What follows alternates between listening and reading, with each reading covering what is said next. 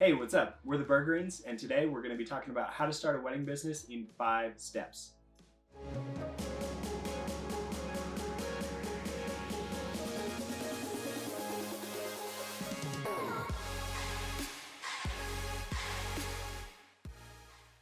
Step number 1, decide.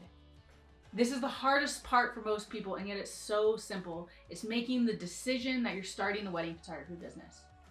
I find that most people have something that's holding them back from what they want to be doing. Maybe something like fear. And so what you have to do is make the decision that you're moving forward, and that's the first step. Once you make that decision, you'll start seeing opportunities everywhere. Think about it like when you're shopping for a new truck and you start seeing trucks everywhere you go. It's the same thing. You decide you're starting a wedding photography business and you'll start to see opportunities everywhere. You'll find a friend who doesn't have that much of a budget that really needs some photos taken. Or you'll find a friend who's a wedding photographer that's ready and willing to mentor you. And so you have to decide and put yourself in the position to start seeing those opportunities. Some of the things that you can do to show that you've decided: put up a website, pick a business name, file a DBA. We'll put some more resources for you down in the description below. Step number 2 is find some clients. You can't have a business without clients. When we first started our business, we found clients wherever we could. That was friends, coworkers, friends of friends, that sort of thing. When you're first starting, the most important thing to do is to reach out to anyone and everyone in your network. So that means reaching out to your social platforms, asking your friends to tag people who are getting married, and trying to connect with anyone you can. One important thing we did when we were first getting started was we tried to hang out where our clients were hanging out. That meant the climbing gym, bridal shows, anywhere that somebody that's getting married might be that's planning a wedding. Another thing you can do is network with other wedding professionals. And that might be hard when you're first starting out, but it could be that you're setting up a meeting with a venue or a DJ or anybody you can connect with who might know somebody that's looking for a wedding photographer. And in the beginning, you're looking for lower end clients because you don't have as much experience, they don't have as much money. It's a win-win for both of you. And then lastly, if you can't find a real client, find a fake client. So that's setting up a styled shoot or just getting a friend or a couple to model for you, go out somewhere that fits with the style of photos you're trying to create, whether that's an urban environment or an outdoor location that you've scouted. You're trying to create whatever photos you can that you want to showcase in your portfolio so you can create more photos like that and get paid to do it. Step number 3, take pictures. I've read a lot of advice over the years about becoming a photographer. There are no magic bullets, there are no secret sauce, there's just doing the work. Want to build a photography business? Start building. Want to be a better photographer? Take pictures. Take more pictures. Do the work, put in the time and the effort. You might have heard things like create more than you consume.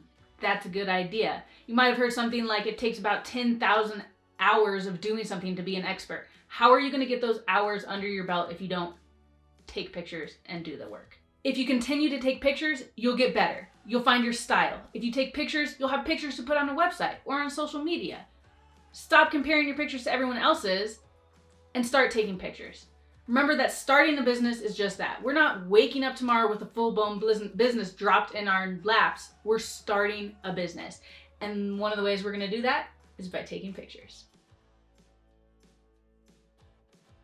Tip number 4, learn photography. You've been taking a lot of pictures per step number 3, but now it's time to take it to the next level. When it comes to learning wedding photography specifically, it's a really broad subject because you're going from morning till late at night and you're capturing all kinds of different scenes and scenarios. You want to know lighting, portraiture, details, photojournalism, and landscapes. It's really important to have a broad understanding of all those topics. I think it really helps to focus on one thing at a time. So you might choose, say, photojournalism, and I'm going to focus on this topic for a period of time and try to really improve and learn as much as I can about that. And then you might move to the next thing. Maybe you want to learn how to take the best portraits you can, or you want to learn details or close-ups or macro shots. There's so many things you can learn, but really picking one thing and diving deep on that until you feel like you have a good grasp on it, and then moving to the next thing. Some of our favorite resources: number one, Creative Live. Sometimes you have to get a little more in-depth, a little more specific than you can find on YouTube, and Creative Live is a great way to do that. We'll put a link in the description for more on specific classes. Secondly, books. We've found reading books is a great resource. Some of our favorite authors, David DeSchumann makes some great books on finding your vision and the business side of photography. This book by Zach Arias is pretty awesome. Just a Q&A, but it has lots of helpful information. And lastly, Fast Track Photographers by Dane Sanders is an awesome book. We'll put a link down in the description, but it really goes in depth on how to build a business and defining really your brand and style and how you're going to make it happen. And Brenda will talk a little bit more about that in step 5. Step number 5 is about learning business. I've got news for you. If you're going to be a photographer, you're going to have to learn about business. Here's the good news. The process is the same about when we're talking about learning photography. Find somebody willing to teach. Discover some free resources. Consume everything you can. There's plenty of free information out there for you to learn from. Here's the trick. Don't agree with everything right away. There's a lot of advice, there's a lot of information, and everybody's giving you their map for how they got somewhere. I can tell you what I think is most important, but you need to discover what's most important for you.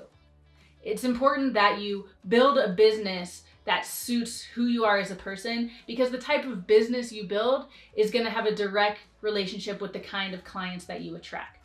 Luckily, there's also a lot of tools out there to help you with your business. We'll put some of our favorites in the description below.